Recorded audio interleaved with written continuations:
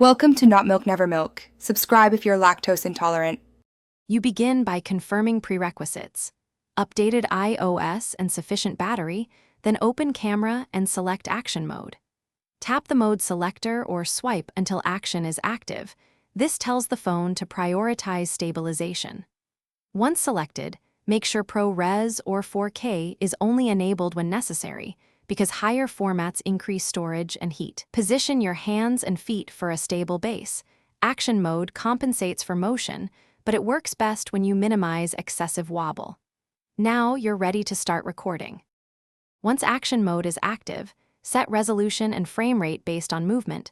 Choose 60 FPS for fast-moving subjects and 24-30 FPS for a cinematic look. Higher FPS improves smoothness.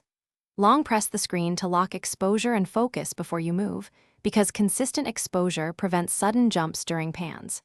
Make deliberate, slow camera motions and keep the phone near your body to reduce hand jitter. Combined with the iPhone sensor shift stabilization, this yields clean, steady footage even while you walk or run.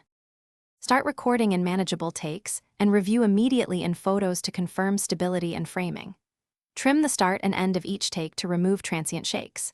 When exporting, use AirDrop or files to preserve quality.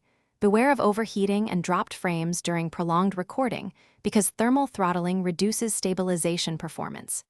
If you see jitter or frame drops, reduce resolution or frame rate, close background apps, and restart the camera app. This often resets performance. Repeat a short test take to verify the fix before resuming full recording. Thanks for watching. If this was helpful, leave a like and consider subscribing. See you next time.